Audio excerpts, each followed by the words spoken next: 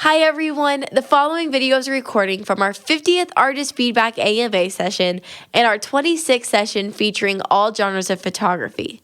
This session was held in the MetaJungle Discord on October 13th, and we want to thank our awesome hosts Mike Schmidt and Sarah Lindsay for reviewing and giving feedback on 9 different NFT collections and editions.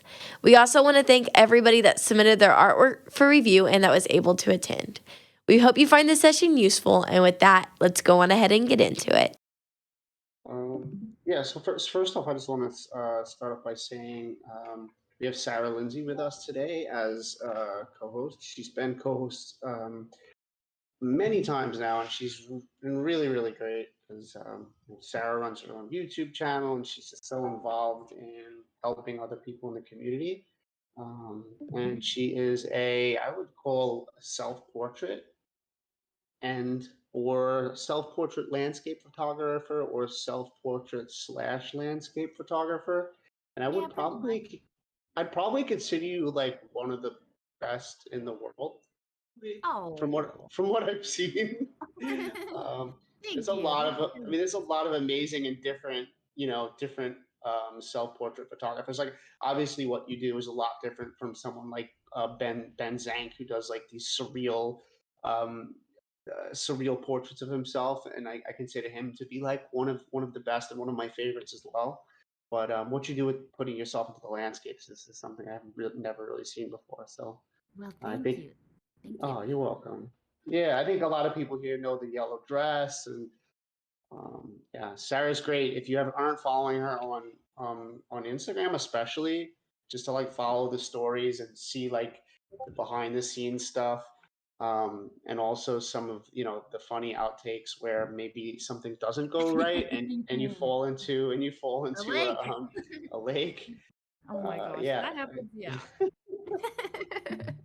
So It's wait, not all smooth.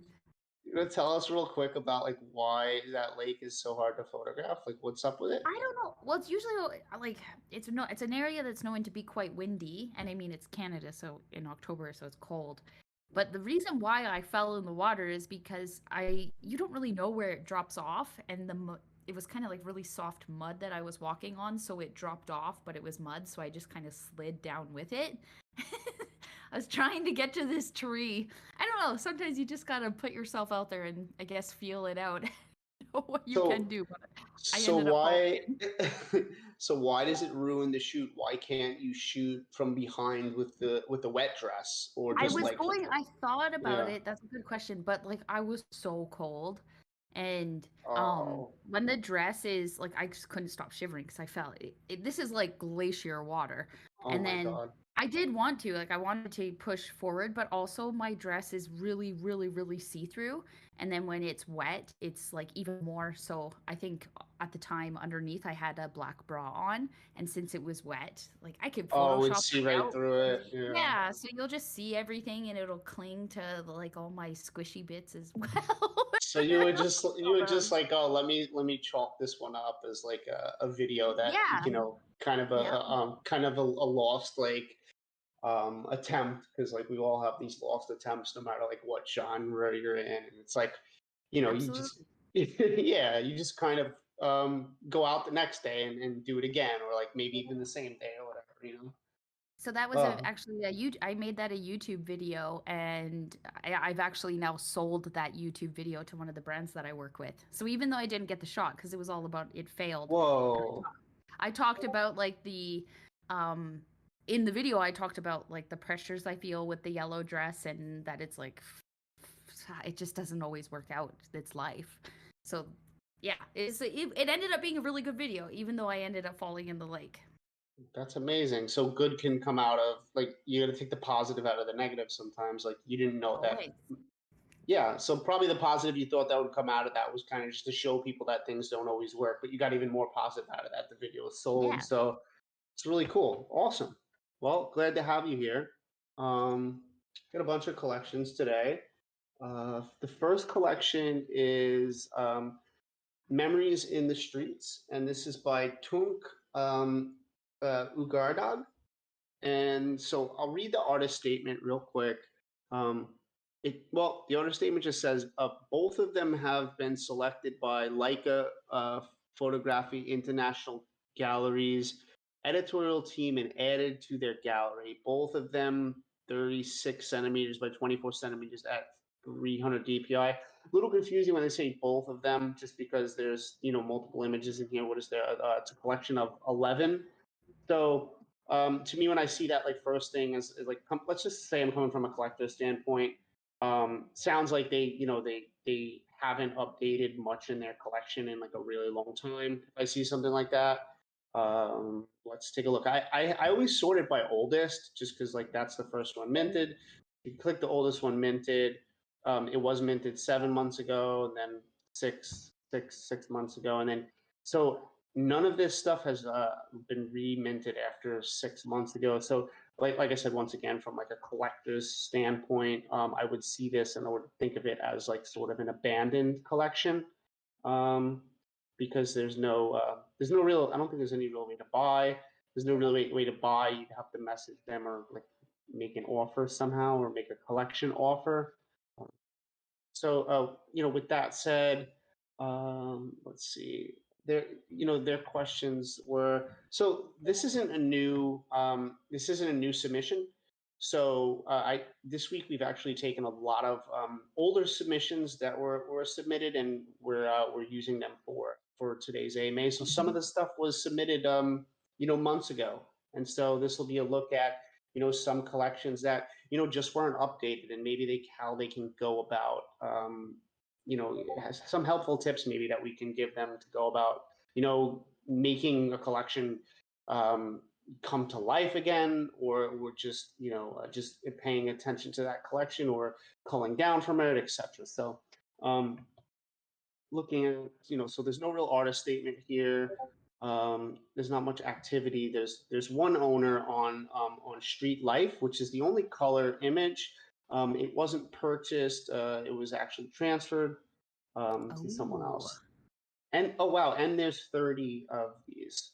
So there's 30 editions. Yeah. So it's an edition in a collection, or a multi-edition in a collection? I guess so. So let's look at the other images. I believe this is one of one because it doesn't say that there's any number here. In the description, there's it just really says that 100 trees will be planted in the Mediterranean region. They'll give some sales to this. So there's no description in the actual images, and some of the images have just, it'll say where it's from. So it's a little inconsistent here, and from like we'd love to hear like a little bit about it. If you can add a little bit about the story. Some other missing things from here, obviously, like artist name and the edition. Properties. We weren't really touching properties when this collection was minted a long time ago, but if you to bring this back to life, I would definitely add properties in there. Like the important ones of like edition and artist name and stuff like that. I think resolution and stuff's important and stuff. As far as the collection goes, just like looking at it, I'll look at it in this view here. It's hard to tie a story together. I mean, it's just called Memories in the Streets, so we don't have a real artist statement about what it is. So it just seems like different moments in the streets that were captured. So like if you look here, this looks like a clown. This one is a man smoking hookah. And then there's just some other scenes. This one's kind of cute and compelling to me. This dialogue here between the two old men and the cat that's going on here. I feel like this has like a little street vibe and story and aspect to it. So I think that was like one of the ones that were a little more successful in telling like a street story. Let's take a look at some of the other ones. I'm very happy that the OpenSea images are opening today, because lately they've been taking like a really long time to open. Then an interesting shot, man walking by, he's smoking a cigarette on his phone. I guess this other couple, the guy's looking at him, she's off into a paper. So I'm trying to draw like a little story from this. I guess that it's hard because there's three different kind of exchanges going on, but no one's really connected to each other. So a little hard for me to draw one together on that, but it is a good composition. I will say that. The color photograph alone in a street photography collection stands out for me. Does it do that for you too, Sarah? Yeah, and then obviously now there's extra of that, like we're trying to figure out what it is. So Yeah, it's an yeah, addition. it's an addition. So maybe like when I don't know if this would be possible within OpenSea, but take obviously some of those have been transferred or sold. Um, so maybe make this entire collection about that edition, and then take all of your, if you can get them out of there, take all of those black and white pieces and move them. Because Great if the edition has been sold, like the multi edition, it can't move, right? Yeah, and unless those I mean, I think one or two of them was transferred. I mean, it just says two owners, which means he's one owner and someone else is an owner. So there's only one of these editions that's been given to someone, but that's great Oh, advice. So yeah. like one person owns it, so it's the only image in here that can't be taken out. It's the only thing that Exactly. has sold. We're looking at a 7-month time frame. So just from like the looking at it from like an artist's like trajectory and how it looks, to have a stagnant collection for that long, like me personally, I would probably just keep the street life one in there, or ask for the artist to send back and remove the collection. To be quite honest, I would, because instead of having a collection on here that shows history of being stagnant for 7 months, I'd rather just make a new collection and of more cohesive of more cohesive images and not just have it sitting. No banner as well. There's no banner here. It'd be nice to have a nice looking banner. Also, no links to like Twitter. Twitter is very important. It's the bridge for like artists in Web3. I would definitely have Twitter. Instagram's good to have to go through and be able to look at some of the other stuff. I mean, real quick, if we could, like, let's just see if we click on Tunk's OpenSea, if we can see what like they've created, let's get an overall idea. Okay, so there's 1, 2, 3, 4, 5, 6, 7. It's like seven different collections out there. And if you look at created and you look under here, it'll only show them if the artist still owns them, right? So, most of these collections have not sold out, or it looks like at least have not sold many pieces. If I'm just looking through this image really stands out to me right here, triple. Says Galata Bridge. That's a beautiful shot. Definitely stands out to me in comparison to some of the other works that I've seen. So OpenSea allows it to open up. But yeah, beautiful shot. Love it. Love all the layers, dimensions, shadow and light play. This guy's in his own world doing his own thing. His shadow's down here. Shadow up here kind of feels like a shadow of him as well, but that's obviously just a shadow of someone else. You have these little squares, lots of geometry and stuff. So this shot has like a story to me, and it's got a visual appeal. And this comes from, let's see, the Faces of the Streets collection. This is a collection of 2, 3, 4, 5, 6, 7 images, and then once again, there's no sales on this. So I would, like, if this artist has like not left the space or anything like that, I would personally like go and just clean out all of these collections with no sales, and like maybe focus on. So like that's a great shot, triple. And then I think you have some other work that's really good too that you've minted as like one of ones that have done really well. Let's see what I saw it in here. If you want to chime in at any point while Yeah, I'm well, looking for this. if he's not going to keep, if you're not going to keep this collection or not going to try to push it or whatever, I definitely make the additions that you've sold already, just make it about that, because when people come and glance on this, if you have no plans with it, it just looks like you're not really going to follow through with anything, but you also have an opportunity to take those black and whites, and in my opinion, try to create a story out of it. I think your editing and your photography is fine.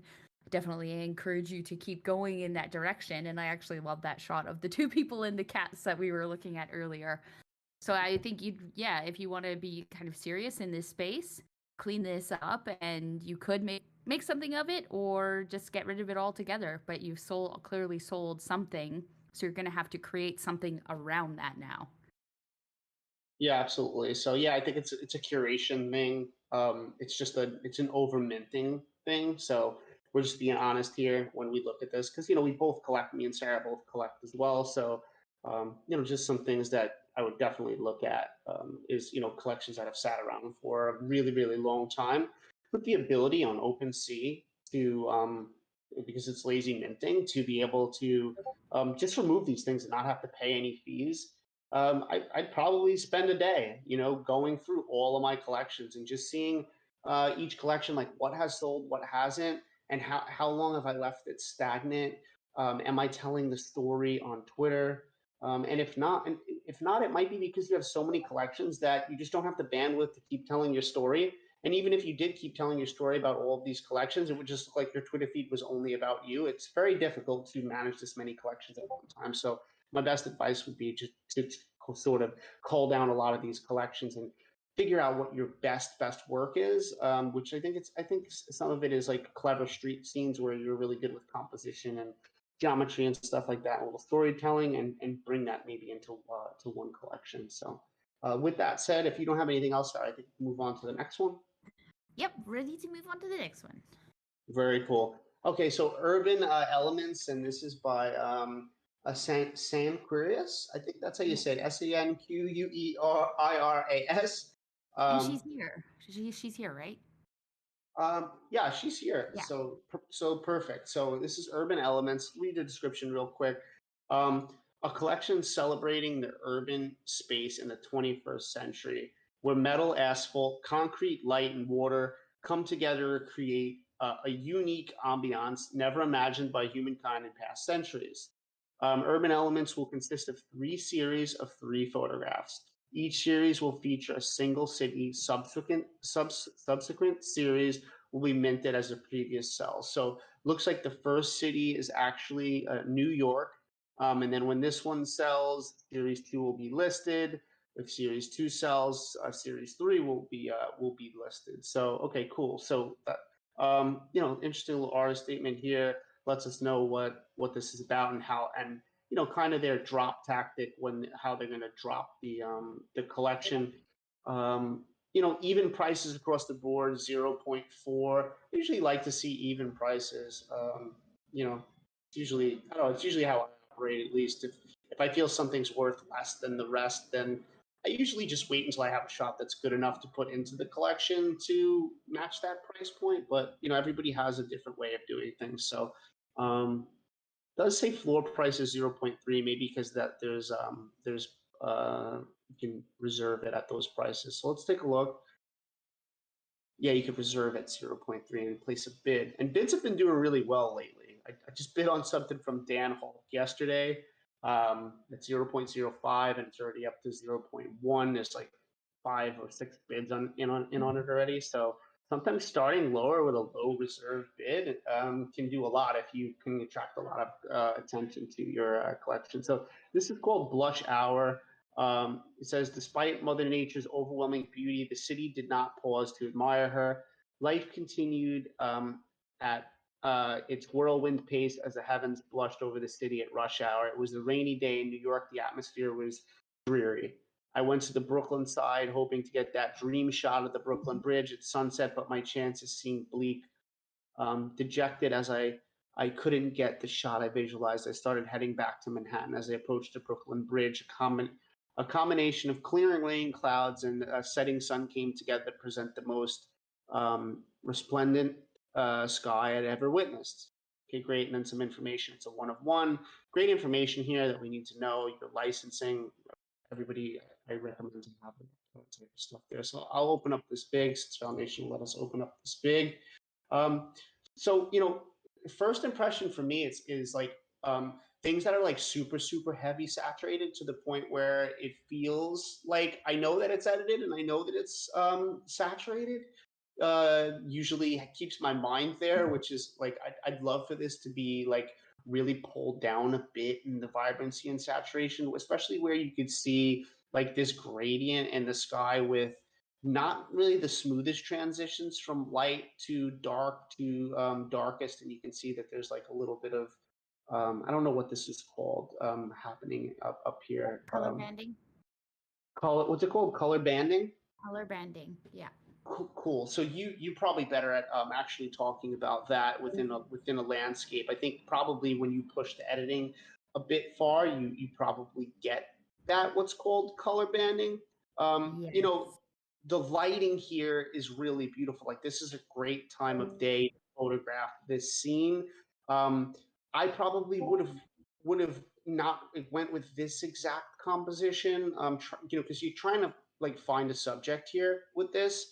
Probably would have tried to find a way to frame between these bridge wires, like the most prominent building, like the World Trade Center, or possibly even like stepped back a little bit and made more of like a centered composition with you know, the cityscape on both sides and the bridge in the middle. I don't know how you would have went about this as a landscape photographer, Sarah, or the editing. Well, so yes, color banding typically will happen in skies that don't have clouds. It's just because there's no texture, right? So we can more see it visibly. You can honestly just watch a YouTube video about how to fix color banding when you're editing, because I just don't feel there's enough time to like list out the steps, and we need Photoshop and stuff like that. I actually really love the colors of this, but I do agree that we have these. How do I say this? I really actually appreciate the attempt behind this photo and the composition, but I do agree that it kind of, you're led like to the bridge in a different way, like out of the scene, but it's about the buildings. I think there's just a lot more room to play with where you were shooting if you could ever get back there. Like it's good, but there's a few things with the composition to clean up for sure. Agree. Or like maybe in Lightroom there are a bunch of other images, and you know, sometimes sometimes I'm not the best at selecting the most powerful, you know, composition within my own set of frames, or the best picture that tells the best story. And so sometimes it's crazy. I go back and years on my hard drives and I'm like, why didn't I flag this? Why didn't I select this? Or why did I pick this one over the other one? So sometimes it's just good to go back and check it out, and also just have more eyes on it. Like, you know, I would probably send like a bunch of photos. Yeah, a bunch of photos from this day to like some close friends that would be honest with you, or like even to us or me in a DM or whatever, and say, hey, these are the other shots from that day. Is there one that you think is more compelling than another? Because this one, it's a little hard for me to find out what the subject is. This piece down here kind of blocks the cars that are coming through. You know, the bridge. I don't know if it feels like like it's not straightened exactly correctly, because the cityscape looks straight, but then the bridge sort of feels like has this sort of tilt to it. So I have issues with perfect straightening sometimes too, but feels like it could be. But overall, it's a really beautiful image in time of day. I just think you could have worked that composition a little bit better. Mm-hmm.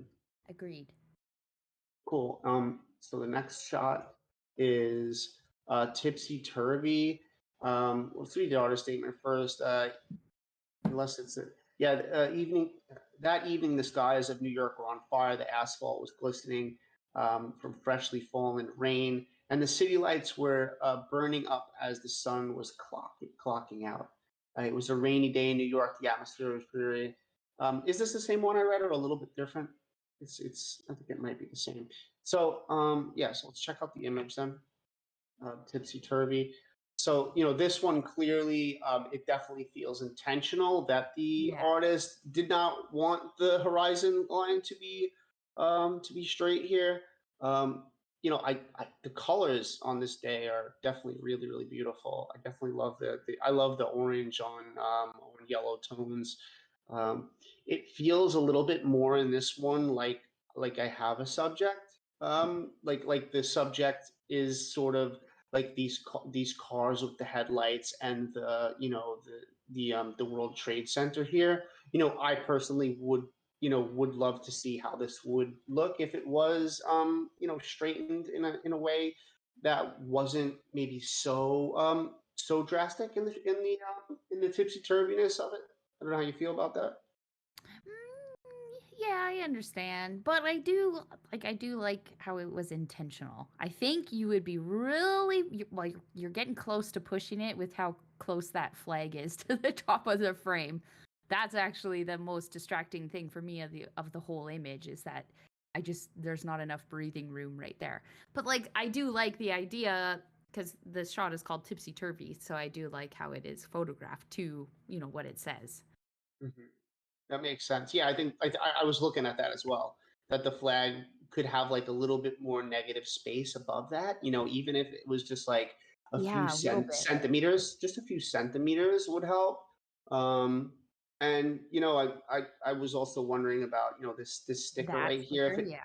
yeah, because it my eyes keep going to it. So like in a situation like this where it's not documentary, I would really just this is so easy to remove. Yeah. With the magic eraser thing or the fill, content awareness fill. If my work's not documentary, I do that. I will remove elements like that. But Yeah. otherwise, if that's removed here, I do like the negative space between the cars coming in the bottom of the frame. If you took out about this much of the bottom of the frame, like maybe a few centimeters, then you could give more To the to the top top. of the frame. Yep, and I You think can then do that that in Photoshop too. Like you don't have to go out and reshoot it. You can easily add a little bit of extra sky up there. The more I actually look at, okay, now I actually really like this image because the more I look at it, the more I can see all the line patterns, which I think is actually really cool. So you start to pick out like shapes. I'm starting to pick out a Z, but for me, it's just not having enough breathing room at the top. Yeah, what's interesting is the image has been growing on me as I've looked at it Right? for a And longer yeah, amount of time. see? Yeah. I just do want that composition to just be a little bit up more, and that sticker removed, and I think it could be really, really clean, and I think it could be really great. So I don't think I think the art so in the I know the artist submitted this a while ago, but they said, you know, how to market effectively before reminting a manifold, because it sounds like they want to burn the images and remint it. I don't know if that was already done yet. I don't think it is, because I think if it was reminted with manifold, then it would have properties and stuff like that. So, and this is from April. So they do want to do that. So if they remint it, how to market it effectively before the remint? Well, first you could actually fix some of those things that we were talking about, or find some new selects on like the first image for like an even greater composition. And then marketing it just through telling the story on Twitter is really good, or just like DMing like some people that you've seen that collected this style of work and just telling them that what your work is about and stuff like that. I think it's a good way of marketing, like trying to get some people interested before just Yes. dropping into the space, right? Yeah, marketing is a really broad topic, so I don't want to get too deep into that, but I do feel just know, like give it your best effort before it launches, like spread that word because once you drop it and then if you don't like give your best effort before, you're kind of beating a dead horse after the fact. So you always want to put that powerful effort before it even hits the floor. And then, yeah, but like tips of how to market, I do think that that's just like way too big of a topic to cover in an AMA. But I do suggest making sure you give a lot of power before you drop it. Yeah, absolutely. You can always join some of our spaces with Sarah too, where we do go over marketing Yeah, on stuff. Or Twitter, we do the spaces. yes, that's so this shot here is a little different from the others in the case that It's it does beautiful. feel a lot cleaner, and it's intentionally like straightened in or not straightened but shot in a way where they're just trying to show that that skyline. I love the yellows on the blue of the World Trade Center, and then just another beautiful like color relationship to that is the pink, that light pink into the dark pink pink sky there. So for me, I think just shot out of camera, this is the most successful one for me. But I do think maybe that second image with a little bit of editing could be my favorite one. But this is really cool too. So Yeah, that's a nice one. yeah, absolutely. I'd love to see other takes from this one too. Like maybe, I wonder about the if they're using a prime or a zoom here in some of these, because some of them I'd say like for this one, like I probably would try like a focal length that was a little wider from a little further back, that it brings you in a little bit more, and that it's not that the world trade is not so close to this. But I do also like this close version as well. But when I shoot, I tend to take like a bunch of different different focal lengths just to see afterwards which one is going to work for me. And you can even crop in. Maybe you do one that's too wide, and then you can even crop in a bit. But yeah, so really good. The other question, I guess, was advice on improving overall presentation storytelling. Yeah, I think we already talked about advice on improving overall presentation. As far as storytelling goes, I mean, storytelling is kind of tough with I mean, if you're just photographing cityscapes without, it's definitely hard to tell a story. It's harder to tell a story without some type of like human element in it sometimes. And there are landscape and cityscape people who can do that. Do you have advice, Sarah, on how to better storytell within? Because what you do in your landscapes to storytell is you actually implement yourself into it, which actually adds a lot to the story. Yeah, But yeah. yeah, Obviously having a human in the frame it's just helpful to tell stories, but I think storytelling, it's tricky to answer because storytelling's got to come from the heart. And if you effectively can tell your story from your heart and you are confident in it, I think that is all the power. Like there's no right or wrong story for anybody. So I believe it's up to the artist and inside the artist to effectively tell that story. yeah, a lot of the time the story is told through being an artist for a long time and shooting a specific space for a long time until it builds into something that feels like, like for me it happens a lot where I'll shoot a specific subject for a long time, and then I'll realize, oh wow, this is the bunch that really stands out with me, and it just so happens to be the bunch that I actually enjoyed shooting more. And so that story, kind of like you said, kind of comes from self. I think it's just revisiting a lot. So cool. Or if With there's no human, maybe go very like factual, like tell facts, tell a story about the place. Like the options are endless.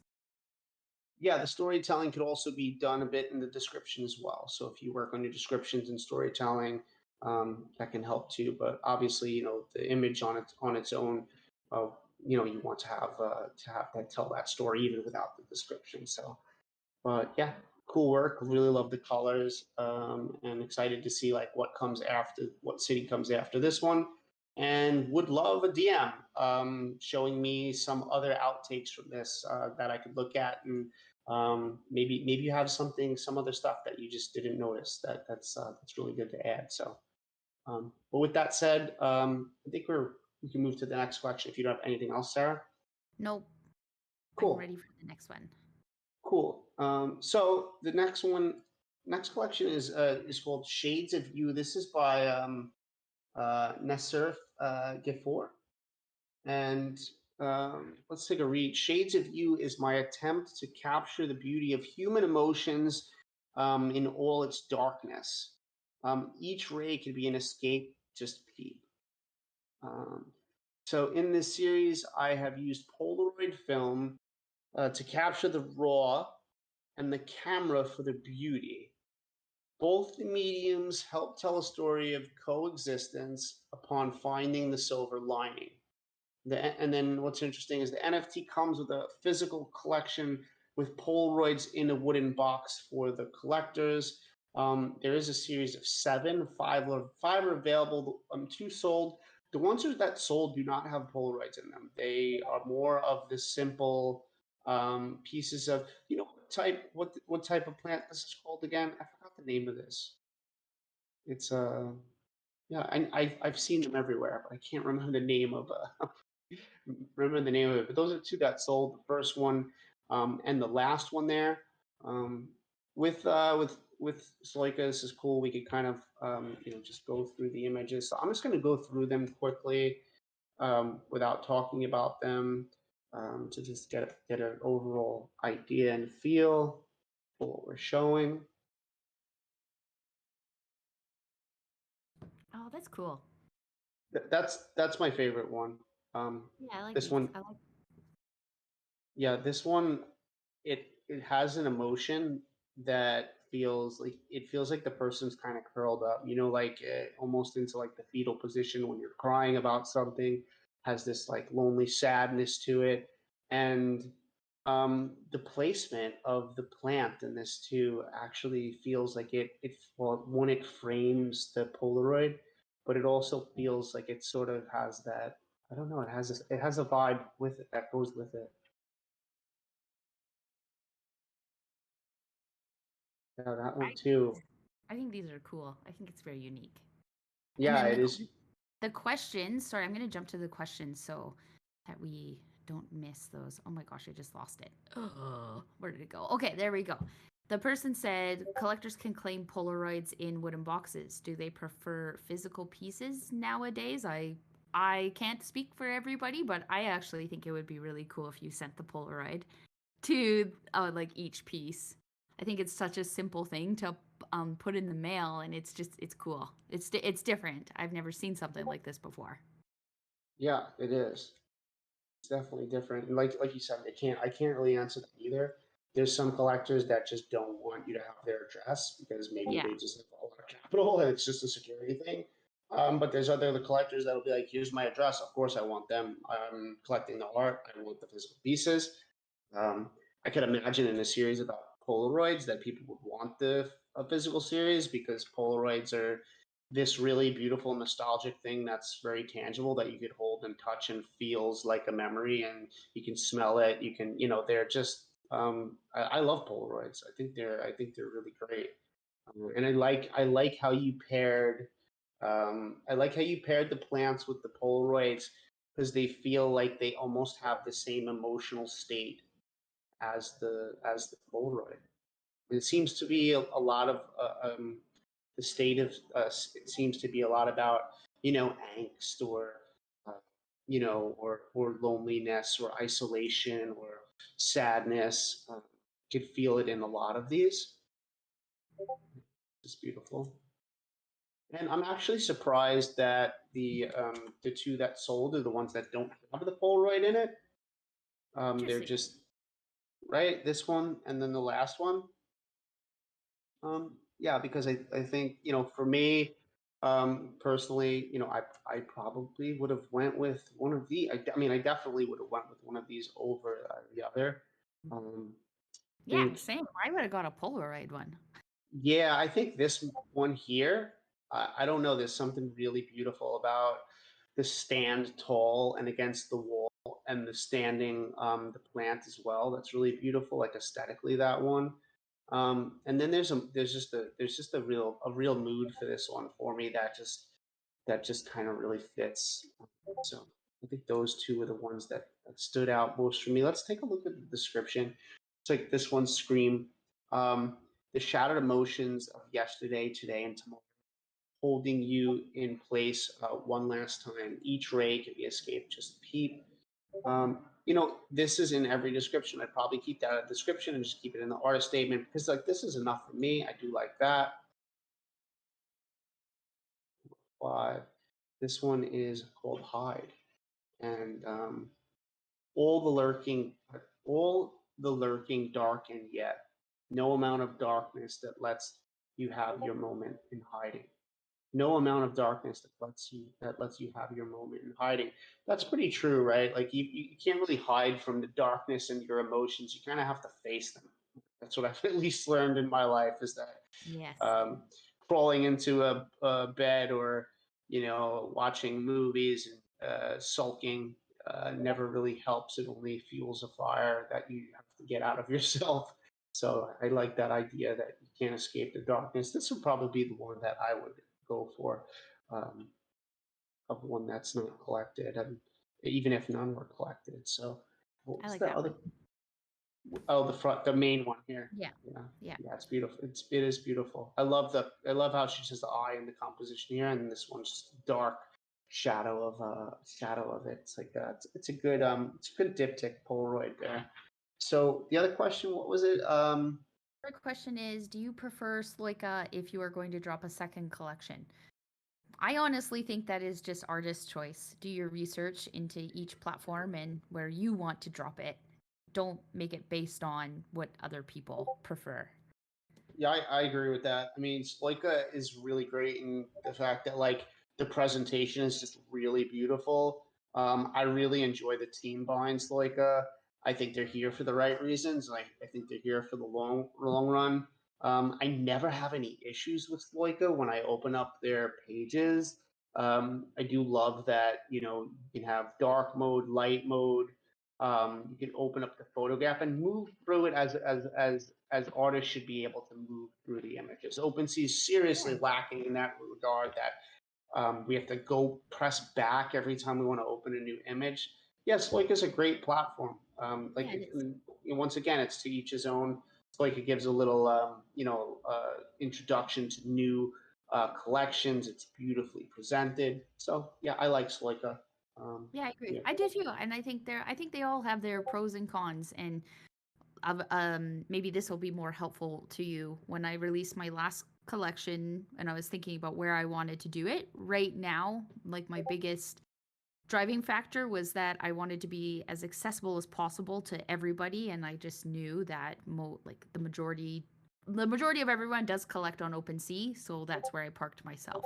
But maybe down the road, as things evolve and other platforms become like more well known, then that would change for me. But that's how I decided. I just didn't want to have any barriers in between me and people collecting, and I felt that OpenSea opened the most doors. Makes sense, and that's exactly why I dropped my Lost to Transit Legacy collection on there. It's just because there's just especially with editions of 10 and a collection of 100 equals 1,000 NFTs. You want the most people that are on a platform possible. So that was like that for me. But I could have a future collection that is maybe just 5, 6, 10 images that are one of ones, and I might choose Sloika for that because I really love the layout for it. So it all depends. If you want to do auctions, I don't think Sloika does auctions, so that might not be the way to go. Then Foundation might be the way to go. So you just have to know what's good for you, and that's it. So yeah, really well said. Cool. I think we move on to the next collection then. Next collection is Noir, and this is by Serkan Kolak. Let's just read the questions first. Number of photos sufficient? Question mark. Pricing consistent or adequate? I think that's something we can answer at the end. The very general questions that most people ask. I'll read the artist statement.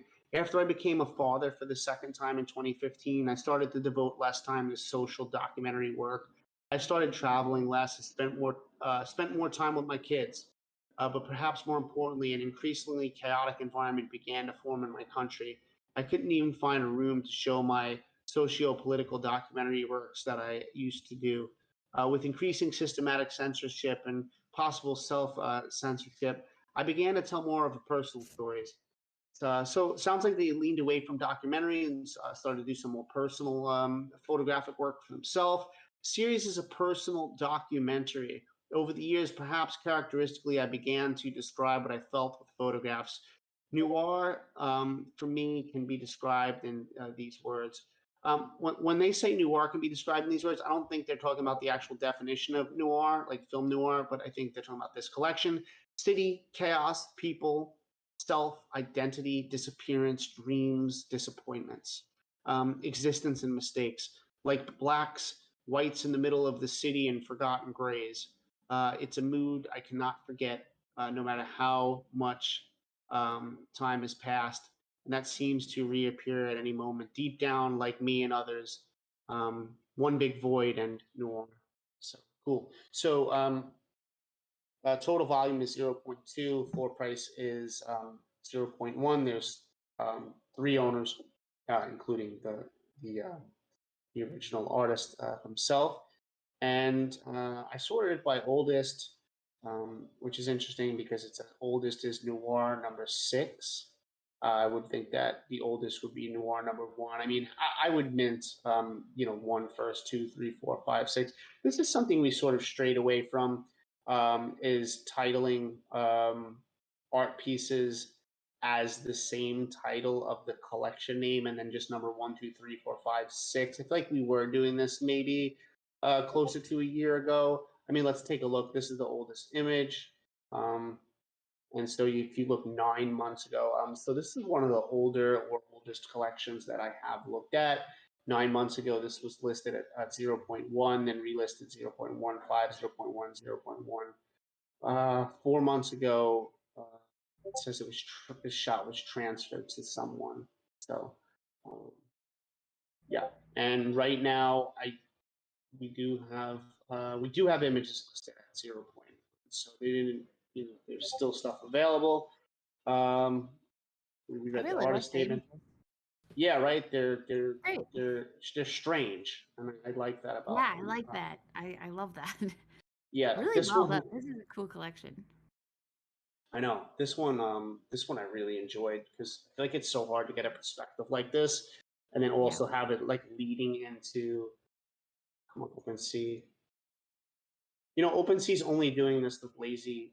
If stuff was lazy minted, if it's minted through Manifold, it doesn't go slow like this. And I noticed that today when I looked at my collection because it's on Manifold. Every image just opens up right away. But anyway, you can see the image here. It's owned by Rizjan, which is really cool. Rizjan's great. It's a great person to have in a vault. So yeah, it's not just me. I really love this image. Her expression's beautiful. The leading into the kid back here and the trees. It's got a lot of depth too and dimension, and this is in Turkey, so really cool. Got the How old was it again? How old was this collection? 9 months old. Yeah. So is the artist still here? Is in the space? I mean, if you're still here, definitely keep going with this. I mean, we could check the Twitter and stuff, but let's go some more of the images. The ones that were sold. That one was sold, and this one was sold here. This is actually a video piece with the head turns, and that's cool. It's like a double exposure. It looks like, or a reflection. And then I do love the moving element on this. That's really cool. That's collected by Leslie Spurlock. Another really good collector to have. Yeah, so you got some great collectors in on this. If you are still here, get this back up. I think it's good. I like it. Oh no, me too. I definitely do too. Yeah, I mean, I think the thing that ties it in together is strange moments. For me, like odd moments. So like even though this is like a still life, even though this is like a sculpture, feels like a setup scene with hands. It is all sort of tied in by these awkward moments. This is another really cool one. I think this one's still available, where it goes from her hairline straight into this street line into like this little sketch, this graffiti sketch on the wall. So an interesting shot there. They even have properties and stuff like that. We weren't doing properties 9 months ago, so a lot of this stuff was probably done more along the times where it was relisted 4 months ago. I just wonder what. Let's see the artist. They have their Twitter and stuff linked up. Just take a quick look. Okay, so created. So they're not over minting because they only have 31 things created. To be honest, though, 31 things in this many collections is a lot. Right? There's 1, 2, 3, 4, 5. That's a lot of collections. What's in each one? Maybe it's This has a lot of owners. This is like sold out. Whoa! And these are. I think this for me is even a step up from the last collection. These are really interesting. Yeah, Just these are taking cool. Cool shots. just taking a look at what they do. So yeah, so this is almost sold out. This looks like one piece. No, it's all sold out. Just doesn't. That's just maybe that was a transfer. So cool, awesome job on that. The questions were, and I think, honestly, I think it's an easy answer. Number of photos sufficient, and is the pricing consistent? Yes and yes. I think you nailed it. Exactly, and it looks like they're still here because look, like he replied to Punk 434936 with this. Well, not this exact collection, but this, I don't remember seeing this image in here, but some images, then a link to his Noir collection, the one we're talking about. Then October 12th, that was yesterday. So yeah, they're definitely here. Definitely still posting and stuff. So that's great. So yeah, just bring more light to the collection and yeah, like it. You definitely like that collection. Dang. Cool. Yeah. With that said, how do you do on descriptions? Yeah, they have descriptions, properties. Cool. Yeah, we can move on to the next one, I think, unless you have anything else. No, just hope that to see this person back. I'm going to actually go do a little more deep diving on my own time into this person because I actually think the work is great, and I already recognize this collection that you just pulled up. And I'm excited. I like this so much. I actually tweeted about this today, saying like, yeah, he's such a cool guy. That I really love this collection because of all of the photographs that you see of cats on the internet. That this is like a real breath of fresh air because they're gorgeous portraits, and it says in the description that he takes care of these cats. So you know where the wild cats are is an ongoing collection featuring photos of the wild and stray cats I care for.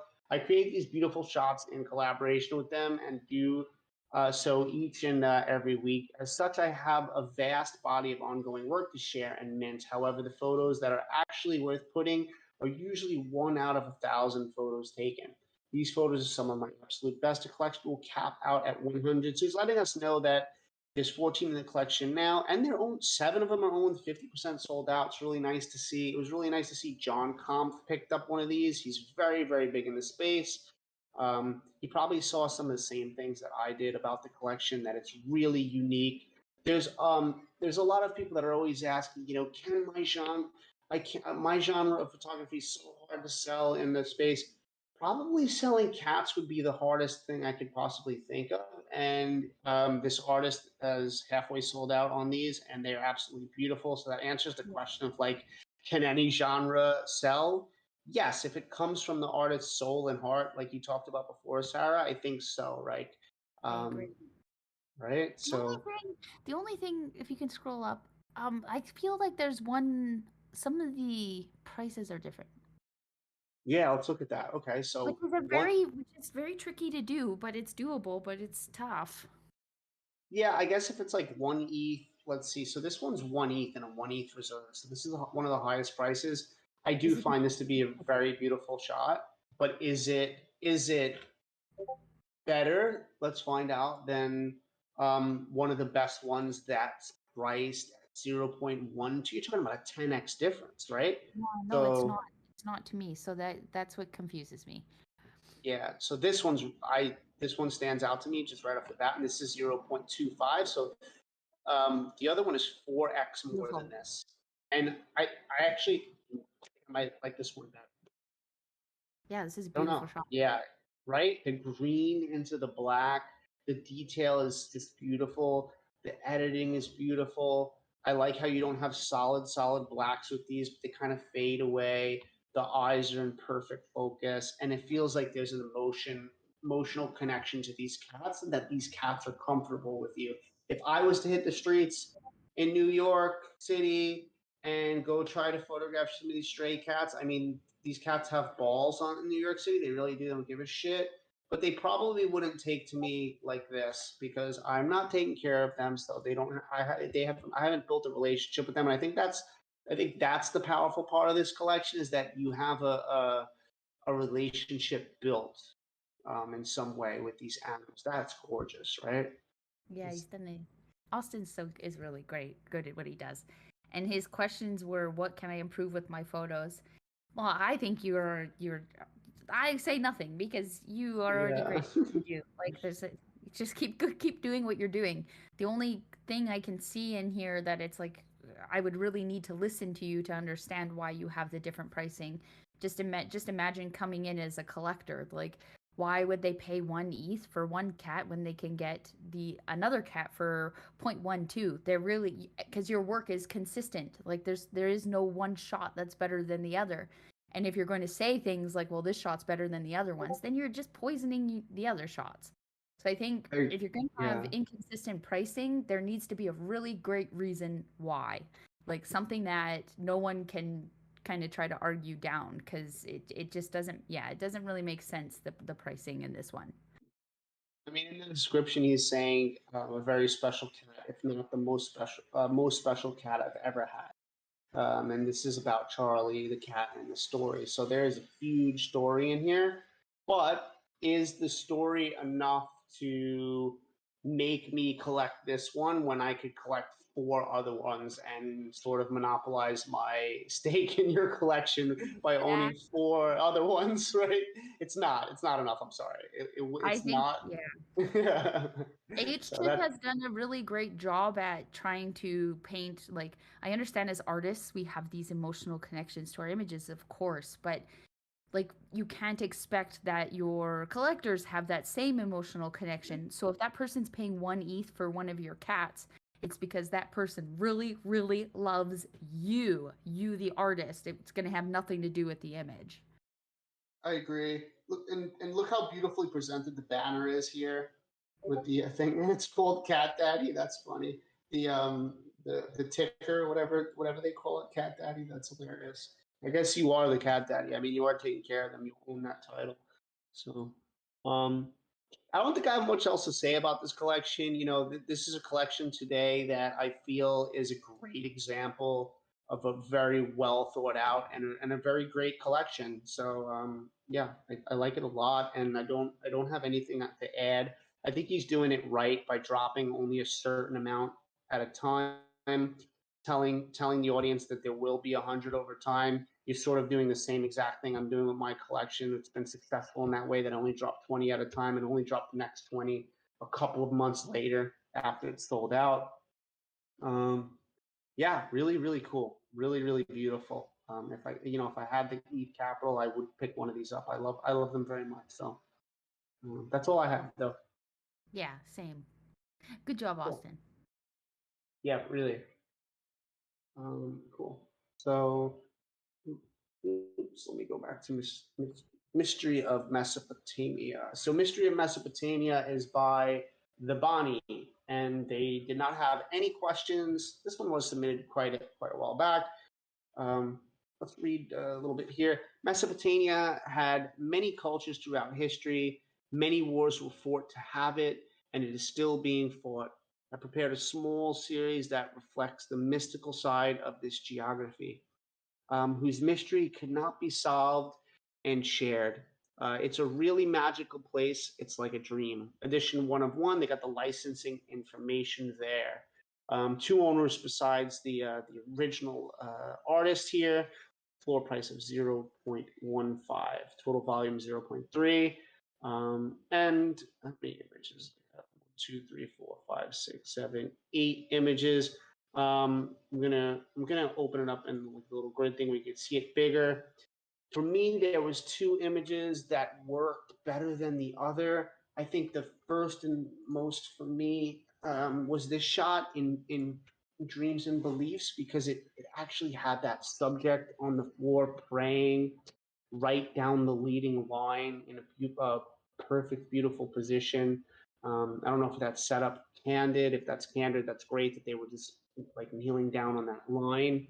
I love the atmospheric smoke coming down.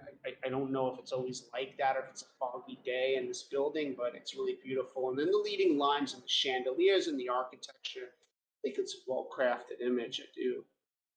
Yeah, I like these images. right? And I then love the other, the go ahead. mysterious feeling. There's no questions from this person either, so There's not. And so the other one for me was Sunken City, of Helfeti. And I think it's these two images for me that are the strongest because they feel like I know what the subject is. I'm having issues opening this one. It's fine. I'll just press Command plus. But yeah, like obviously the subject is this tower here. I love the little tree coming off to the side here, and I love the atmospheric feel with the mist again. I don't know if the misty day. It's always misty here. The water looks beautiful. But yeah, this is another one where this feels like it had a subject. Some of the other ones felt like I was missing a little bit to it. yeah. If you're going with the misty theme, keep the misty theme in all of the images. Yeah, There's right. one that stands out that doesn't have it. Yeah, that one. Hmm. I like the mist. I like how I do feel like the mist might be added unless it was photographed all on the same all at the same time or the same day. Yeah, it adds a mood and a vibe and like a little bit of a Yeah. story to it with the mist. So Golden Dome. Are they all the same and they're all the same pricing? I think they're all 0.15. I think so. OpenSea has to fix this. They really do with the opening of the images. Yeah. Mhm. I should actually, before when we were talking about the different platforms to mint on, I should say that I mint on Manifold and then list on OpenSea. I don't directly mint on OpenSea. I agree. I do the same, and I mean, I'm going to show you. Like, this is not only the reason. This is not the only reason why, but like, if I open up my collection, right, like I could literally just click any image, right, and like once I click it, it's just open. That's it. Because I guess it's not operating. I guess it's operating through Artweave and not through OpenSea's lazy minting. So like that's yeah, it's not having that issue when it's minted that way. Yeah, it looks like they have all the titles and descriptions and stuff too. Let's just open up another image to take a look at this. So yeah, they have a vast description about the place, photographer, collection name, um, the edition, the license, and they have the edition, license, and the location. I would start adding the artist names into the properties, guys. So this is a 6 month ago collection, recently revived 2 months ago, um, and we had some sales. Right, let's see if we hit this. Get to see the sales. Yeah, the one that I really liked actually sold in Dreams and Beliefs, and then Mysterious Path has sold to Giga Chad Pepe. He's actually a pretty big collector, I believe. It's like Yeah. collects a lot. So yeah, it's a very mysterious shot down the alley there. And who was the collector of the one that I liked? Sandrock. Not familiar with, but like that was my favorite shot in the collection there. So the questions were what? Oh, no questions. So with that, with not having questions, pretty good job on the banner. I know the banner is hard to get right. It's really annoying. Um, I think with like what Sarah said, the ones with the mist, I think keep a cohesive story. Um, Yeah. two don't have the mist. I mean, one doesn't have the mist, but this one also feels like maybe it does have the mist, but I don't know. Can't really. It doesn't feel like it fits in the collection. It's a little more busy with a lot going on, and then it's a little bit harder for me to feel that mysterious vibe with this. It kind of just feels like like it feels like an event or something where there's people like a food event or something like that. But it doesn't necessarily for me feel fit that vibe. It's a bizarre happening. 2 months ago, this was relisted. So yeah, I would continue on with that misty theme. I definitely do like that. Um, Let's look at their Twitter. Very cool banner on Twitter. I like that.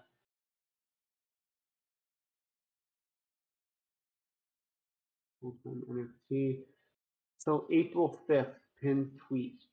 April, May, June, July, August, September. This is 7 months ago. Definitely a long time ago on your pinned tweet. I would I would definitely have a new pinned tweet and be talking more about this. It's good that you've had it up there for that long, but let's see, October 11th, retweets, October 6th. Yeah, I would definitely talk more about your work and some of this and tell the story behind it to get that message out and back to life, right? Well, cool. I think yeah, I like how you have the Instagram here, your Twitter, that's good stuff. I think you can move on to the next question. Do you have anything else, Sarah, actually? No, nothing more to add on this one. I just like the misty theme, and I encourage you to keep going with that. Same. Cool. Next collection is Two Cities. This is by Ivan Pedretti. And I actually collect from Ivan. He is an amazing landscape photographer. Really, really love his landscape work. And in one of his questions, he actually says, I need feedback because it's a different genre from my landscape. So I'm going to be completely honest with you here. Your landscape work stands out in a way that you seem like you've spent a lot of time and dedication within landscape. This collection here, Two Cities, while I think you do have a couple of moments in here, a few moments in here that worked for me. I definitely think you're much further along in your landscape work. I like the tonality of it. I do. I like that you have a consistent tone. The ones that work for me more are these simpler moments, and maybe because I'm more attracted to like a less is more type of simple street photography, but like this is really interesting. You can see this comes from a landscape photographer because you've intentionally composed this in a way that the whole scene is really beautifully presented, and the man's working in a shop here, and then we have this just mysterious girl at the top of the stairs. That one worked well for me. The other ones that work well for me are the ones that sort of have that the subjects that are sort of isolated, and I like your vertical compositions that show us these homes in this area and what this is like. There's a lot of yellows and blues, and this is a beautiful little story down here. It looks like of a family. Um, and then I guess the other one work for me would be like this shot here, where this could be a really busy shot and a really hard shot for a lot of people to take. Though I think you did a really good job at isolating that subject as he's just walking on by here, and then seeing this chaotic environment behind him that's actually not chaotic to the eyes. Um, Someone's knocking on my door. I'll be right back. Well, you go check the door. I'll keep talking. I'm just sitting here listening. I think it's definitely can be tricky going from one genre to another, especially if you're more well known for the other one. But there is a lot of people that successfully do it, and I'm known as a landscape photographer, but I brought like self portraits into this space, so it's definitely doable. But I think you have to like introduce it to your general audience before making any permanent decisions on the blockchain. I guess that would be my advice if you do want to hop genres.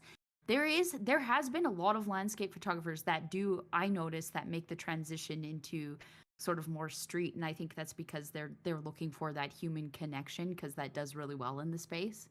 Like Mind's Eye, I mean, he's obviously a legend at everything that he does, but his background is landscape photography. But his street and like, oh, he's just so good at what he does, and I think that he did a really wonderful job at introducing it to the world.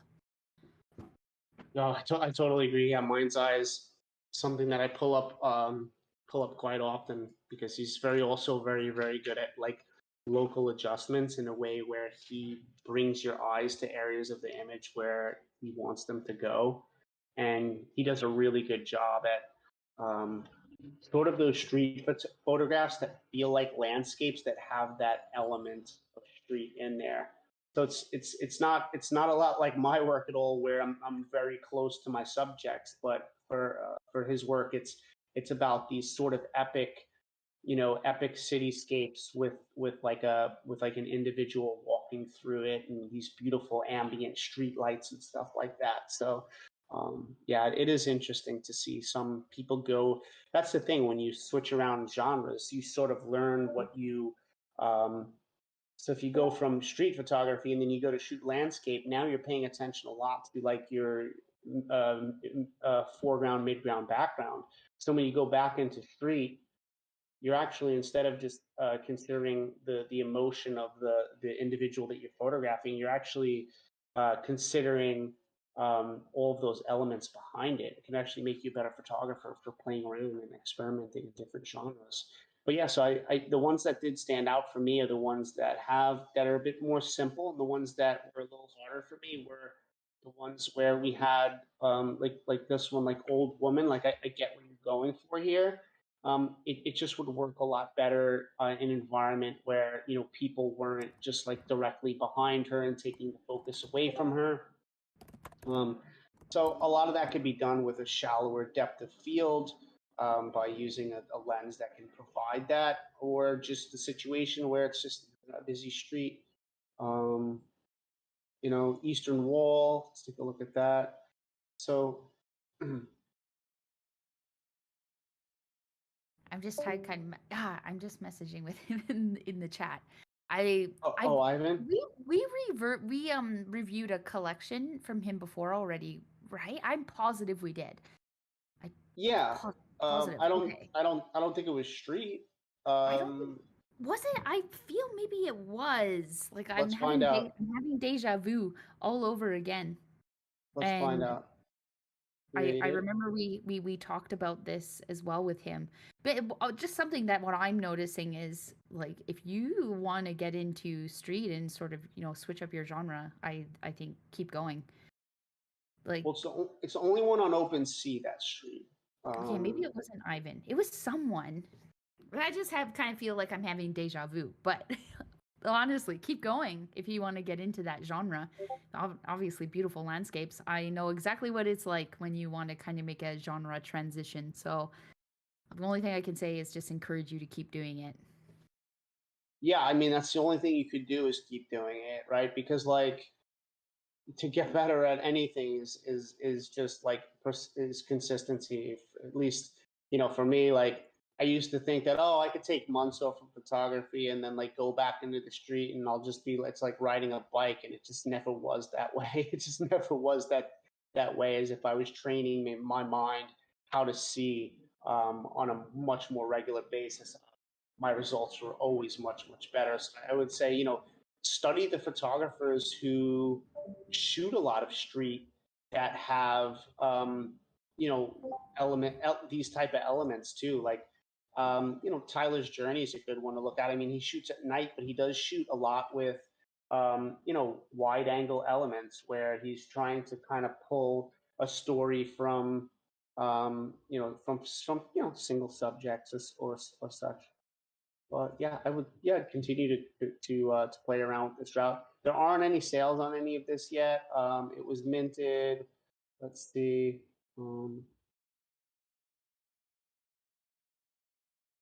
It was minted 2 months ago. It's a soft market. It is hard right now. But yeah, I mean, you have a lot that you can do at your fingertips right now. I mean,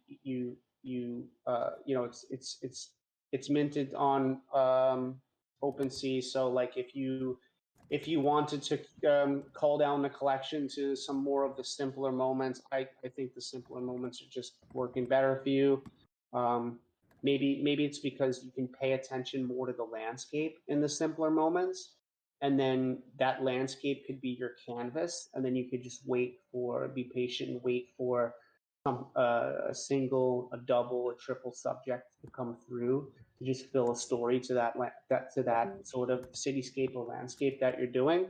But it's definitely very hard to jump right into street photography and go into, like, wide angle images where there's multiple people within a frame. It's definitely very, very difficult. But I commend you for actually coming up with some pretty compelling images in here and not being Yeah, from the I like the genre. Yeah, cat. right. Very interesting. And their reaction in the background there. Anything else? Did they? Let's see what the other questions was. Are the descriptions accurate? So let's see. Hmm, I wouldn't say accurate. I'd probably say adequate, because the description's up to you, right? So, story the alleyways of Jerusalem's old city, with children at play along the narrow streets of the historic center of Jerusalem. The streets full of shops. There are many scenes of daily life, and this one particular attracted my attention. So I took a picture of the children playing with my canvas. I like the peaceful atmosphere of the scene that day. So when you say with my canvas, I think he's actually saying that he found that this is his canvas, like the sort of the landscape style part of it, the buildings and stuff like that. And so that's what I was talking about before. You could find a beautiful scene first without people, and then wait for the people to occupy that scene. You'd be very surprised at what happens. Sometimes I sit on a street corner in front of a cafe that I really like that might have neon lights or something, and I sometimes stay there for 40 minutes. And I used to, in the first 5 minutes when nothing was happening, like, oh, I have to move on to something else. There's nothing here. But I've learned that if I wait there for 30, 40 minutes, that so many stories evolve and happen there. Couples will walk by holding hands. Um, you know, maybe a homeless person comes by pushing a cart in a different scene. Maybe two gentlemen are smoking cigars in another scene. A lot of things unfold and happen, well, especially in densely populated areas. So definitely consider that. But how's the color editing? I think the color editing is pretty concise throughout, with the yellows and the kind of the warms, the yellows and blues tend to stand out here. I don't know if you have anything in that, Sarah, but it looks consistent at least. I think the coloring like is definitely consistent. You've done a really really good job at that. I feel like I just understand what it's like to switch genres, and again, my kind of comment on this collection is just to keep practicing and keep doing it. I do like the color, so I think you're going in a great direction. Yeah, same. So, and everything's 0.15. So yeah, cool. Yeah, I don't have anything else on this. I mean, is there a lot going on in the chat? Maybe I'm missing some stuff in the chat here. Yeah, we're chatting. Oh, okay, cool. I'm really bad at multitasking. No, it's okay. Cool. I'm going to move on to the next collection. Then there's actually two collections left. Um, this next collection is In the Magic of White. This is by Mine Evren Ertugrul. I think that's what you say that one. So it's a one-of-one collection, and it was made in the touristic areas of Istanbul, which I will be on November 2nd. I'm going to Istanbul. On cold winter days between the years 2012 and 2018. So some of these were taken in 2012. So it's back in the day, 10 years ago, almost 11. So I already those. like the cover photo. It's cool. Which photo? The color The photo? cover, the cover photo. Oh my gosh, that's Oh, so cool. When you look at it, like the big, yeah, I can see it now. That is awesome. It's the yeah, first it one. is. So it says those who are trying to catch up with their work, those who watch the Bosphorus view during their lunch break, lovers walking in romantic lights of the night, young animal lovers, a mother who goes to work for the education of her children. Every photo in my collection has a long story. I take pictures of people because I love chatting with them and listening to their stories. I take pictures of them, print and distribute them. They are very happy. They're happy, and so am I. And then I would have provide a couple of spaces here with the license that you have here. And it actually cuts off. It says copyright remains with the. So I would do a little editing here. Also, you have no link to your Twitter, no link to your Instagram or website. That information is really important, especially Twitter, the bridge over to Web3. So let's take a look. There's 0.15. None of them have sold. If I click on this, none of these have sold. And that's not because they're not beautiful, because they really are. I think the image, there's a lot here that I would probably say are my favorite. Go ahead. There's three. I think they're great. But there is three that are just too similar. No, maybe it's just two that are too similar. There's a lot of birds. A lot of birds. There's two bird ones for me that possibly could be taken out and maybe replaced. Is it these two? No, I like the ones with the dogs. It's that one that you're on, and this then one? down. No, the one below. Down here. Yeah, those are my least. I don't want to say least favorite, but they are my least favorite. I don't know if there's two that are just not loading for me, but there's two that are. How many are in the collection? No, I think it's loading. There are 1, 2, 3, 4, 5, 6. Oh, okay. Okay, never mind. I see. I wonder why it displays with those gaps. It's just weird. I don't know. Maybe if I say +1. There we go. Okay, thank you. Look at that. Yeah. I think the strongest for me is actually like I don't know if it's this white love one here. Because it's just you see this temple in the fog and it's got the beautiful umbrella scene, or if it's I don't know. It's hard because I'm also drawn to the dog.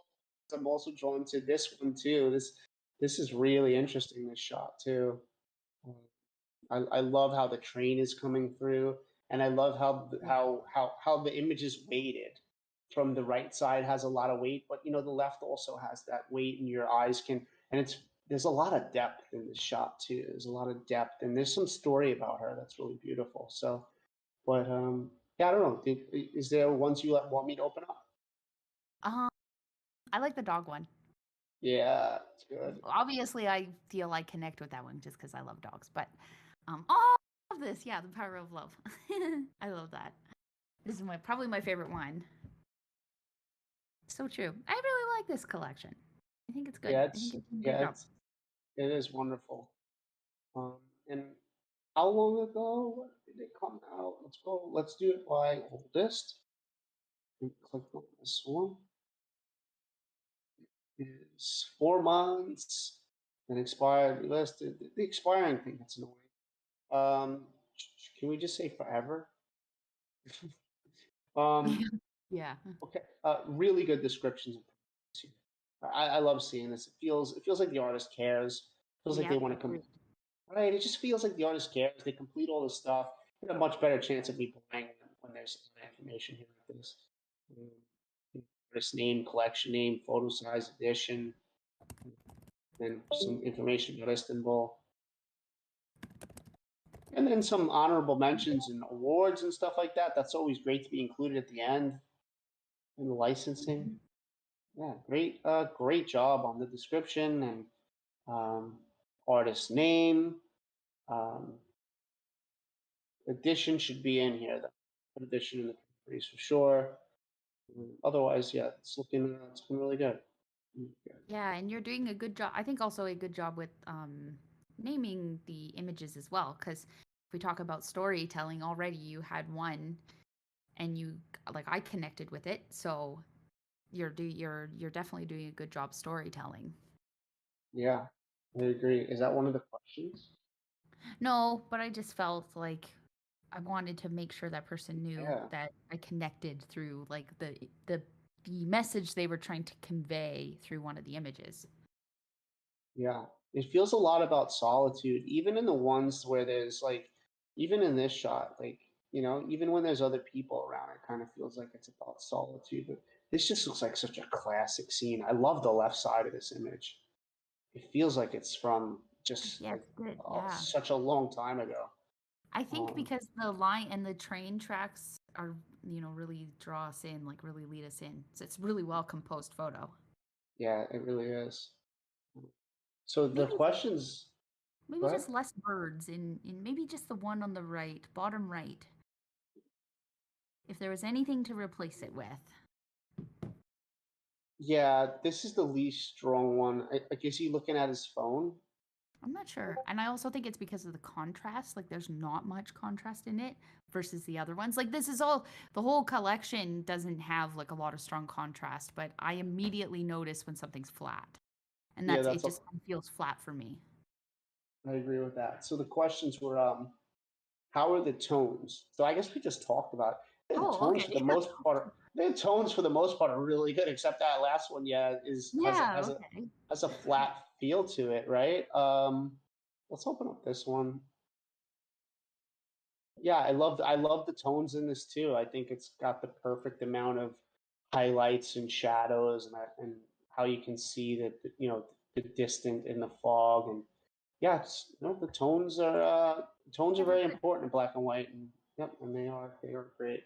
Um, is the number of pieces enough? Yeah, I think 6 pieces is to tell a story. If you think about it, like Super Rare asks for you to tell a story with 3 to 5 images. So 6 is certainly enough. I think you can tell a story with um, you can tell a story with 3 images. I think telling a story with 5 is better than with 3. And I think 6 is just perfectly fine. And some people are telling a story with 50 images, 100, maybe even more than that. So that just takes a long time shooting and curating and stuff. But Yeah. you're doing a really good job here, right? So I like these. I like these very, very much. So I think we can move on to the last collection to answer those I am questions. ready. Cool. Um, the last collection is The Egyptian Escape. This is by Swagat Bomic. I'm going to read the questions first. Are the images holding well together? Is it a problem if the image resolution is not high? These were captured on a basic old camera. Is the description working? We'll get to those. Let's look at the banner first. Interestingly enough, I think they fixed.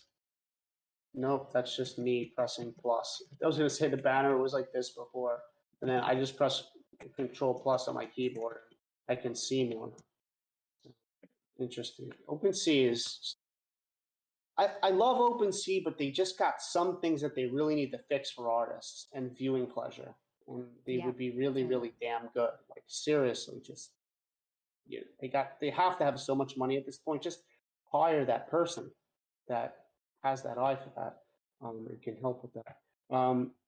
First thing I noticed is, no link to Twitter, Instagram, or anything like that. It was kind of hard for me to find you as an artist. Um, Egyptian Escape, there's 9 items. It's really Egypt. Whenever we hear of this place, the imagery of ancient mummies, pharaohs, pyramids, and whatnot comes to our mind. Um, it is this rich and unique Egyptian history which fascinates us and evokes a sense of mystery. Being an escapist myself, ancient Egypt intrigues me a lot and transports me to this eerie and adventurous era as I depicted in pop culture. In this collection, I have tried to convey my impression of Egypt where the past is glorified. Um, the 9 one-of-one images listed here were captured by me during my month-long visit to Egypt in 2016 and 2018. I guess they went twice, or maybe a month each time. And these 2 visits have been instrumental in developing the keen interest I have now in Egyptology. Interesting. Places cover Cairo, Alexandria, and Luxor. Um, Total volume is none. And let's see. Now, maybe I won't. Well, let me back up from this view a little bit and take a look. So, yep. So none of them are listed, right? Okay. So makes me believe the collection has got to be quite old. It's sorted by oldest. Collection was minted about 5 months ago, but never listed with a price. It looks like, right? Because it would say Hmm. listed, never No. listed with a price. Any of these? Let's see. Any of these listed with a price? So a minted collection, but never went through with listing prices or anything like that. So still all available, still all editable, which is a good thing. So it makes me wonder, as a collector myself, like why was this minted 5 months ago and forgotten about? If it's an Yeah. important, yeah, if it's an important study for you, then why did you forget about that there? Here now I am actually showing the Twitter, Instagram, and Discord links. Maybe it was the fact that I was zoomed in too much. So that's my bad. This is OpenSea making me zoom in so I could see images larger because they're not opening. So I'll sort this by oldest again. And I'll So go ahead. the questions are the images holding well together, and is it a problem if the image resolution is not high? Because it was captured on a basic old camera. Can we is the metadata available? Like Let's see. how low of resolution are we talking about? That's actually really high. 8912 by 5900. I mean, Yeah, um, that's not that's even that that's my higher so than what I use. I mean, my camera's 61 megapixels now, and this is about Yeah, what I get. This is about what I get. So I'm a little confused by that. too. So I'm just wondering, yeah, But like, what if is we there click it? anything? If we click it, I don't know that the resolution is actually that high that it's saying it Yeah, is. we'll be able to tell. So I'm wondering if they like tried to increase image resolution, through Photoshop. I don't know, but looking at it on a screen, Does it look okay? I mean, it looks okay on on my laptop with 19-inch display. Let's see. Some of them feel very soft though in a weird way. Like Okay. th- this feel like a very soft. It feels very soft in the details in some of this. A shot like this, would be interesting with a subject. It's just that the people in this are so far away. I can't draw any Yeah. conclusion to like a story here. So So it for kind of that one, feels like a tourist shot. yes, it feels very like snapshot. Yeah. Yeah. But I Agreed. think there's a few of these that feel that way. Like this Yeah. feels that way as well, right? Like just a snapshot. Like you know, I because the thing about art, right, is that like we want to be able to feel something from you as an artist. And I remember when I started out in photography, and I thought that I would just be able to shoot things and had to be in the right place at the right time. I think it has more to do with being in the right place at the right time with the right eyes. And I think that takes time to sort of like develop. And Yeah. so, it's like I wonder what it is that you wanted to, the story that you want to tell about Egypt, because this is 2 months worth of work. So we're looking at like 60 days, probably not shooting every day for 60 days, but 60 days spending in Egypt. I mean, I kind of want to know what the streets of Egypt look like more. Like um, when I look at this here, this shows me like a very ancient part of Egypt that's left for tourists to come and see. And what's missing here is me like, what did it look like outside of the car window when you were driving through Egypt to get to these relics?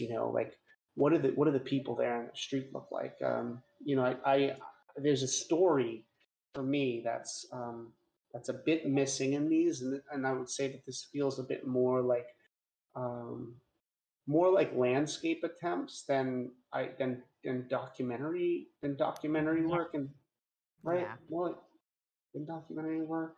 I actually really want to go Yeah. to Egypt. So like, I think this looks like one of the coolest places to photograph, but I agree. These look more like landscape snapshots, definitely. Landscape snapshots for sure. But So that's okay because there's always room for improvement, always, always. So I really, really like encourage you just to keep improving on just your photography craft and like composition and light and all of that. The one with the building that I think it's called Majestic if you are able to go, yeah, over to the right. So this looks like a landscape photography attempt.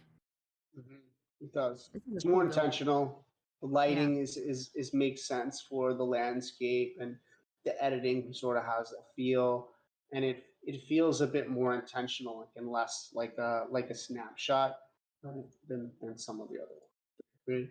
And then this shot here, actually, Sanctuary, is one for me that feels less like a snapshot too, just because Yeah. of the placement of the subject, that lighting, The you light's know, beautiful. yeah, that light is incredible coming from the left side. The leading lines of the bridge. This seems more sophisticated, and less like a trip photo. Like you going on a trip, you're taking photos.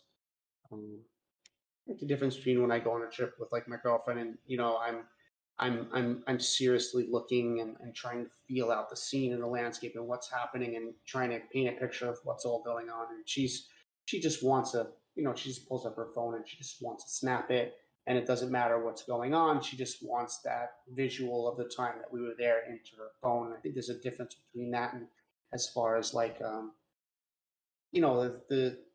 uh, the thought process and intention that goes into it, and sort of like for me, at least as a street photographer, it's like I get when I know I'm not making just shots to make shots.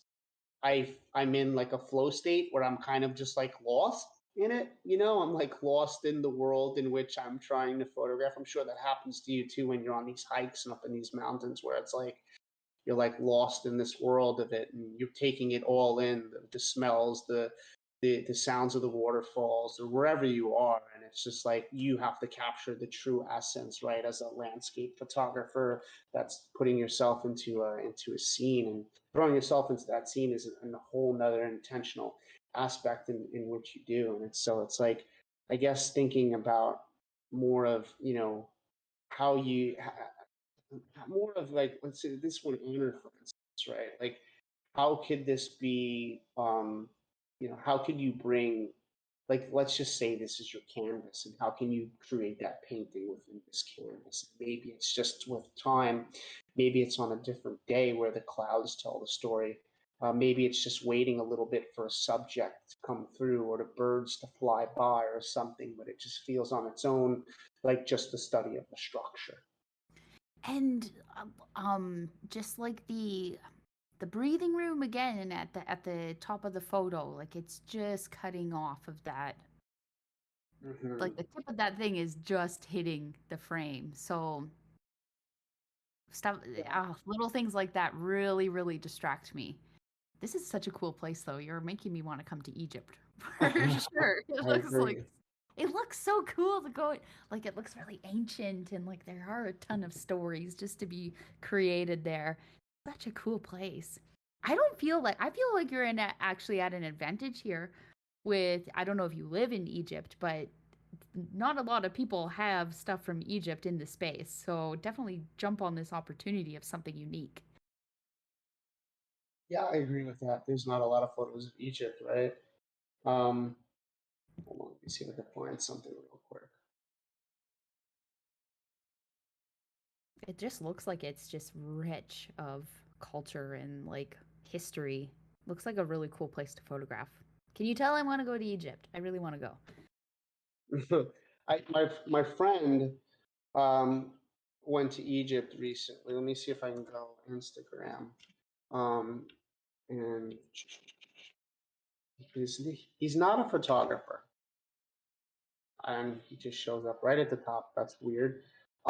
He's not a photographer, but he just sort of went to Egypt, and he just made a hashtag drive by Egypt, and he had himself just like a lot of these shots where like he's in a car driving by, and it's showing like more of Egypt that I like. Look at this, like look at this old ancient place within the ruins behind it.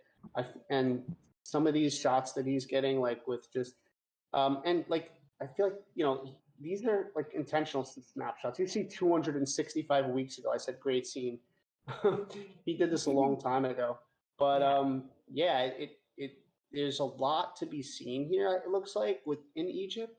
with like, look at this. This is like a little, like a little town in which they live, and look at this with the stores and their signs and stuff like that.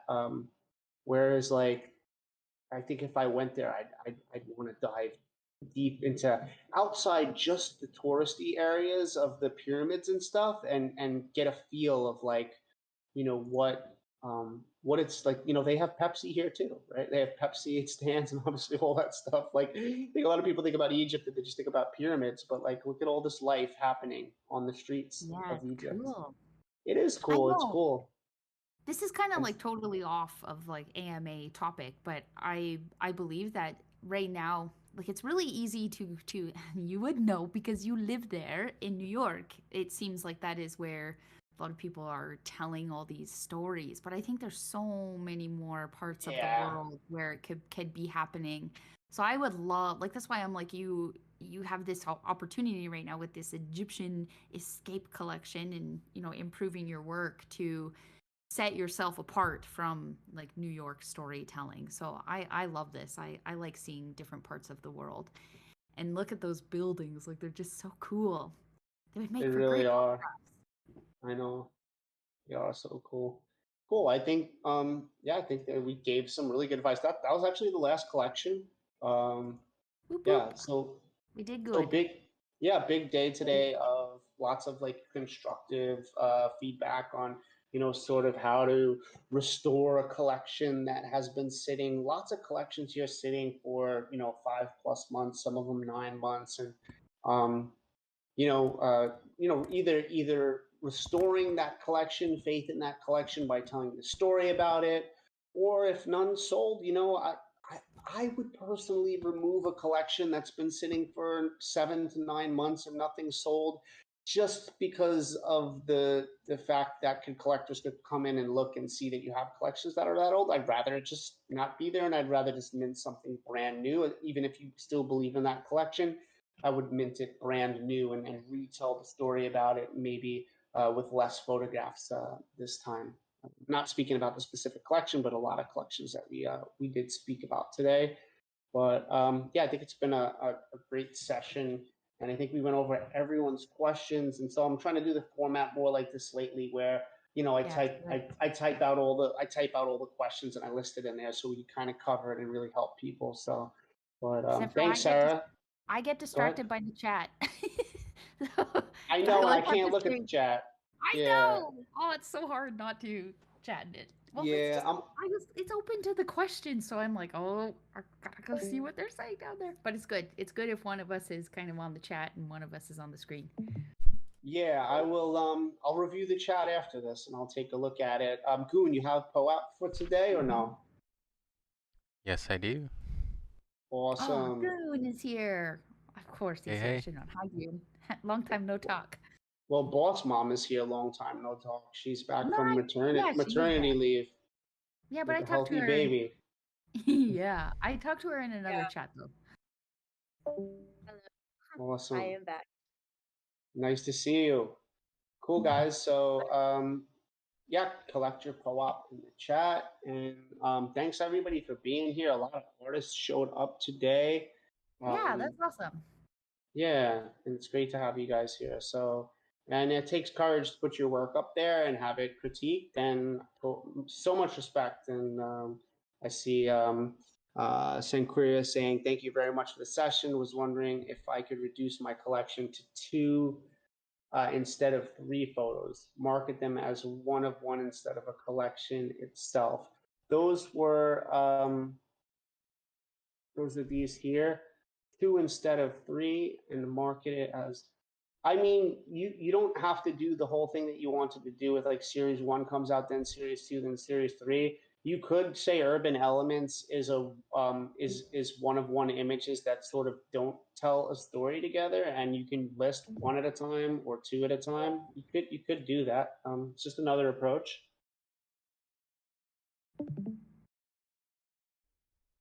But I will come into the chat and try to answer some more questions. But with that being said, um, great session today. Thanks again, Sarah, for helping so many sessions, and MetaJungle for providing a platform for us to have educational spaces and help artists.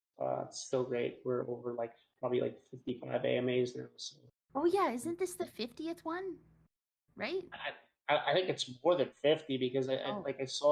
I saw I think Emma posted the other day that there's over 50. I don't know. We Oh. could check YouTube probably, and Boss Mom might know. Yeah.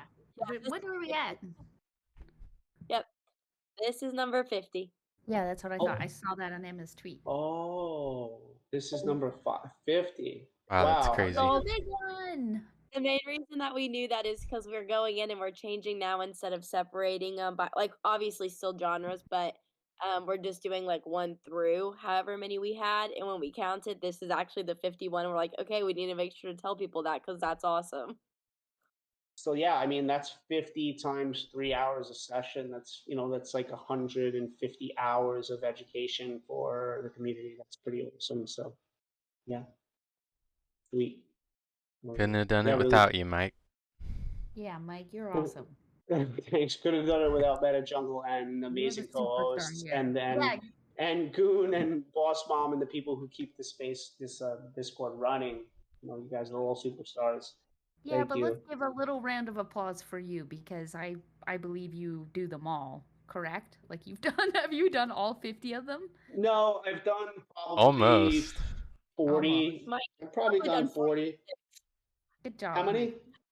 like 46 or 45, I think. I did 46 or 45.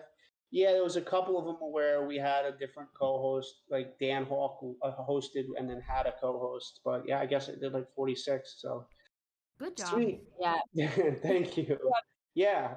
We have 2 Sarah and Armin's, and then I think we have 3 with Dan and other hosts. So that's so awesome, and it was very cool to hear. It's very cool to hear the artists when they hit me up and they say that they actually changed the collection, and I go and I look at it and it looks so much better, or when they let me know that like their stuff is now starting to sell. That's like then you realize, wow, okay, this really has an impact, and there's been a lot of artists that have said that. So Yeah, these and have I been think great. this has been very helpful to a big part of the world that's not North America, to be quite honest. So, good job. Helping Absolutely, and diversity. they're on YouTube too, so they could help people for the next 5-10 years that are coming into the NFT space that will have the patience to watch them. Because there's a lot to learn. Even if your collection's not in there, your collection doesn't have to be in there to learn exactly what you need to change about your collection. I mean, I've learned things that I need to change about my collection from reviewing other people's collection. Like so, or I learned a lot from the co-hosts, or just sometimes I pull up collections and I'm like, wow, this is a really great collection. Like I could learn some stuff from this. So yeah, great. But cool guys. With that, we'll end the session. It's been a great one, and thank you guys. But I will end in 3, 2, 1. Don't forget to get your poll out. Bye bye. Bye, everyone. bye.